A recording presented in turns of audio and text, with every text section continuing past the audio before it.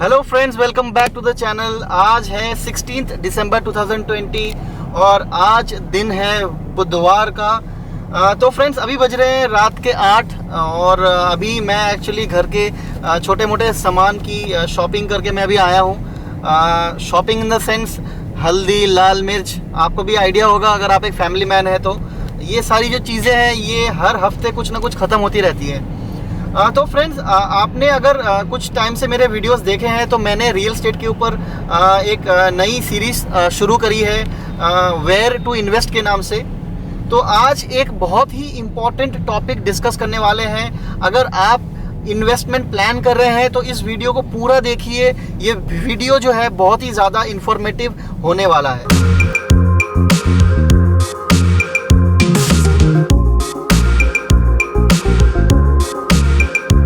तो फ्रेंड्स, ऐसा है कि अगर आप इन्वेस्टमेंट प्लान कर रहे हैं, जैसा कि मेरा एक कल वीडियो मैंने डाला था, अगर आपने वो वीडियो नहीं देखा है तो इस वीडियो को देखने से पहले आप उस वीडियो को देख लीजिए। मेरे कल के वीडियो को मैं अभी ऊपर यहाँ पे लिंक दे दूंगा। तो फ्रेंड्स, ऐसा है कि हम इन्वेस्टमेंट के बारे में अगर सोचे तो हम Indians basically residential real estate के बारे में सोचते हैं, मतलब फ्लैट्स या मकान या प्लॉट लेने का सोचते हैं। हम कमर्शियल प्रॉपर्टीज़ को कहीं ना कहीं इग्नोर कर देते हैं क्योंकि हमें उसकी नॉलेज नहीं होती है, तो इस वजह से हमें वो अनसेफ सा फील होता है।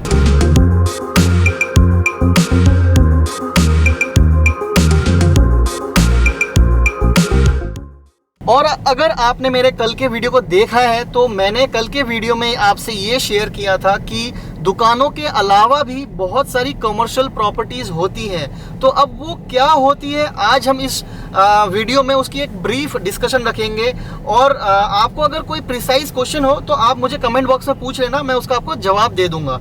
तो शुरू करते हैं हम शॉप्स के अलावा क्या क्या कमर्शियल प्रॉपर्टीज़ होती है। तो शॉप्स के अलावा सबसे पहली चीज़ जो होती है वो होता है एक ऑफिस स्पेस। तो ऑफिस स्पेस की अगर हम बात करें तो ज़रूरी नहीं है कि आपको किसी बिल्डिंग का पूरा फ्लोर खरीदना है या पूरा बिल्डिंग खरीदना है। आज मार्केट में ऑफिस के छोटे छोटे स्पेसेस भी मिल जाते हैं जिसको को वर्किंग स्पेस कहते हैं। अगर आप आईटी फील्ड से हैं या फिर अगर आप बेंगलोर या फिर अगर आपने फॉरेन ट्रैवल किया होगा, ये जो ट्रेंड है कोवर्किंग स्पेस का बहुत ही ज़्यादा फेमस है।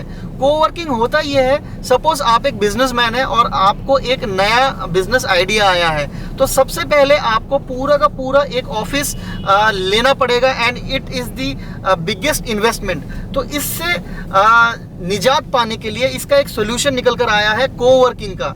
एक पूरा का पूरा फ्लोर होता है, वो सर्विस्ड रहता है। सर्विस्ड इन द सेंस एक पूरा का पूरा फ्लोर होगा, उस पूरे फ्लोर में कॉमन रिसेप्शन होगा, कॉमन पेंट्री एरिया होगा और कॉमन फैसिलिटीज़ होंगी, प्रिंटर का, स्टेशनरी का, कॉमन स्टाफ होंगे।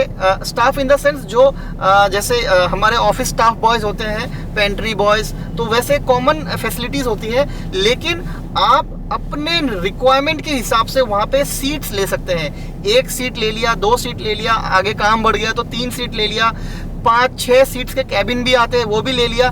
सबसे बढ़िया बात इन ऑफिसेज की ये है कि आपको मीटिंग रूम भी मिल जाएगा, आपको ऑडियो वीडियो रूम भी मिल जाएगा, जो कि पॉसिबल नहीं है अगर आप एक छोटा ऑफिस ऑपरेट करेंगे।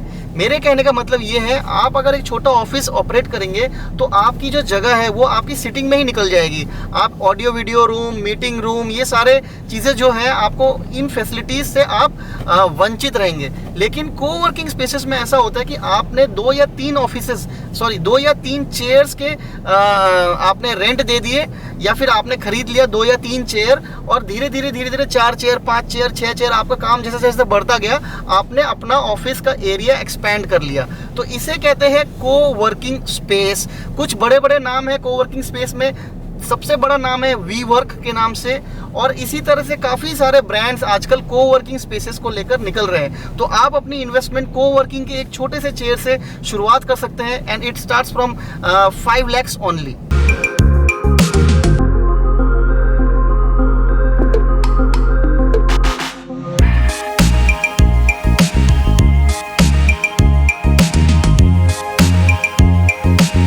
तो बात हो गया कोवर्किंग स्पेस का। इसी तरह से छोटी छोटी इन्वेस्टमेंट्स आपको मॉल्स में भी मिल जाएंगे।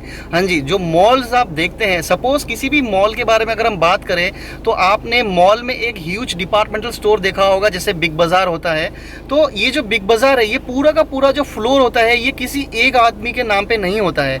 ये पूरा फ्लोर जो है ये अलग अलग इन्वेस्टर्स के होते हैं, और ये एक्यूमुलेटेड एक एरिया होता है जो रेंट पे चढ़ता है बिग बाज़ार को। एक बॉडी होती है जो बिग बाज़ार से रेंट लेकर अलग अलग जो इसके इन्वेस्टर्स मतलब बायर्स होते हैं उनको देती है।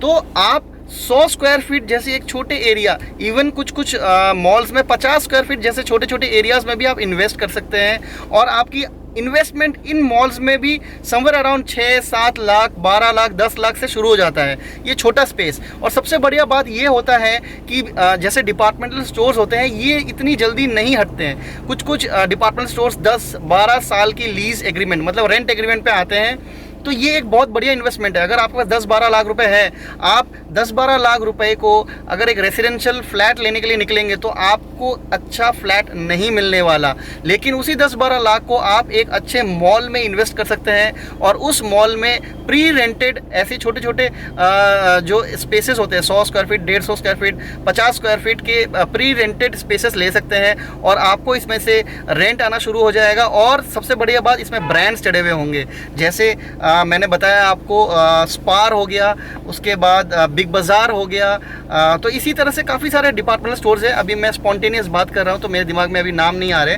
तो इसमें भी आप छोटी इन्वेस्टमेंट कर सकते हैं। तो ये जैसे छोटे छोटे स्पेसेस हैं, आपको मैं एक और चीज़ बताने वाला हूँ जो आप सुन के सरप्राइज हो जाएंगे। आपने मूवी तो ज़रूर देखा होगा, किसी मल्टीप्लेक्स में अगर आपने मूवी देखा है, जैसे आइनॉक्स हो गया या फिर पीवीआर हो गया, आप शॉक हो जाएंगे ये जानकर कि ये जैसे मल्टीप्लेक्सेस होते हैं, आप इनकी एक एक चेयर में भी इन्वेस्ट कर सकते हैं। जैसे आप मूवी देखने जाते हैं, कोई ऑडी होता है, मतलब ऑडिटोरियम 1, ऑडिटोरियम 2 देखा होगा आपने, और ये जो अलग अलग ऑडिटोरियम होते हैं जिसमें अलग अलग सीट्स होते हैं, आप सीट्स के हिसाब से भी इन्वेस्टमेंट कर सकते हैं, और ये जो आपका जो रेंट आएगा वो सीट के हिसाब से फिर डिवाइड हो जाता है। तो सोचिए, आपने कभी सुना था इस तरह की इन्वेस्टमेंट? अगर आपने नहीं सुना था कभी तो कमेंट बॉक्स में मुझे बताइए, और अगर आपने सुना था पहले तब भी आप मुझे कमेंट बॉक्स में बताना अगर आपने सुना। मुझे नहीं लगता कि ज़्यादा लोगों को इस तरह की इन्वेस्टमेंट के बारे में नॉलेज होगी। फ्रेंड्स, ये थे कुछ छोटी छोटी इन्वेस्टमेंट कॉमर्शियल के जो आप कर सकते हैं, जिनके बारे में लोगों को काफ़ी कम नॉलेज होता है, और इस वजह से कमर्शियल इन्वेस्टमेंट के बारे में ही एज ए होल कम इन्फॉर्मेशन होने की वजह से लोगों की इन्वेस्टमेंट टेंडेंसी जो है वो होती है रेसिडेंशियल फ्लैट्स या फिर प्लॉट्स में। फ्लैट्स में ज़्यादा होता है क्योंकि लोगों को कॉन्फिडेंस रहता है कि एक बंदे को रेंट पे चढ़ा हुआ रहेगा तो हम उसको कभी भी निकाल सकते हैं या फिर रेंट कलेक्ट कर सकते हैं। तो सर ऐसा बिल्कुल भी नहीं है। आप ऐसा मत समझिए कि आप सिर्फ और सिर्फ फ्लैट्स में ही इन्वेस्ट कर सकते हैं। अगर आपके पास 6, 7, 8, 9, 10, 11 लाख, 1 CR, 2 CR आपकी जो इन्वेस्टमेंट का जो बजट है उसे आप कमर्शियल में डाइवर्ट कीजिए, आपको अच्छा रेंटल आएगा। और अगर आप ऐसा सोचते हैं कि कमर्शियल प्रॉपर्टीज़ में इन्वेस्टमेंट सिक्योर नहीं रहती है, तो ऐसा बिल्कुल भी नहीं है। जितनी सिक्योर एक रेसिडेंशियल इन्वेस्टमेंट होती है उतनी ही सिक्योर एक कमर्शियल इन्वेस्टमेंट होती है। जैसे रेसिडेंशियल इन्वेस्टमेंट के सारे चीज़ें पेपर में किया जाता है, उसी तरह से कमर्शियल भी सारी चीज़ें पेपर में की जाती है। आपकी प्रॉपर रजिस्ट्री होती है, अथॉरिटी में आपकी रजिस्ट्री अपडेटेड रहेगी। तो सारी चीज़ें एज इट इज़ होता है जैसा रेसिडेंशियल प्रॉपर्टीज में रहता है। एक एड ऑन ये हो जाता है मेरे हिसाब से कि आप बड़े ब्रांड्स के साथ टाई अप हो सकते हैं। जैसे कि अभी नोएडा एक्सटेंशन में एक प्रोजेक्ट है जहां पे holiday in is tying up. तो ऐसे भी हो सकता है। आपको ये भी सुनकर हैरानी होगी कि आप ऐसी इन्वेस्टमेंट कर सकते हैं। सपोज जो नोएडा एक्सटेंशन में हॉलीडे इन वाली मैं आपसे इन्वेस्टमेंट की बात कर रहा हूँ, ये एक होटल का टावर बन रहा है। इस होटल के टावर में आपको आपको एक रूम मिल जाएगा। अब ये होटल जो इस रूम को रन करेगा उसका एक प्रोपोर्शनेट रेंट आपको मिलता रहेगा। तो इस तरीके की भी इन्वेस्टमेंट होती है। तो प्लीज़ अगर आपको ऐसा लगता है कि इन्वेस्टमेंट मतलब रेसिडेंशियल, तो अपने थॉट प्रोसेस को थोड़ा वाइडन कीजिए।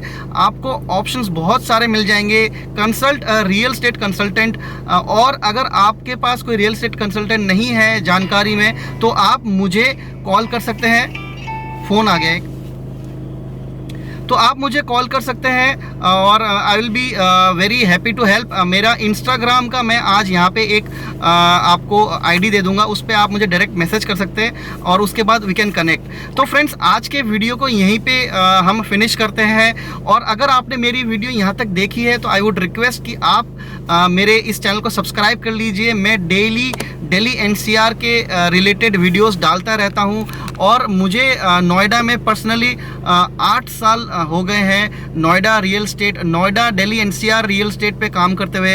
आई have been selling and recommending people in properties across Gurgaon, Noida, Faridabad. तो मुझे हर जगह की थोड़ी बहुत नॉलेज है क्योंकि 8 साल हो गए and this is my bread and butter. तो फ्रेंड्स, लेट्स सम अप। आज के वीडियो को यहीं पे फिनिश करते हैं। मैं मिलता हूँ आपसे कल एक नए एपिसोड में, एक नए दिन में, एक नई स्टोरी के साथ। तब तक अपना ख्याल रखिए। Take care.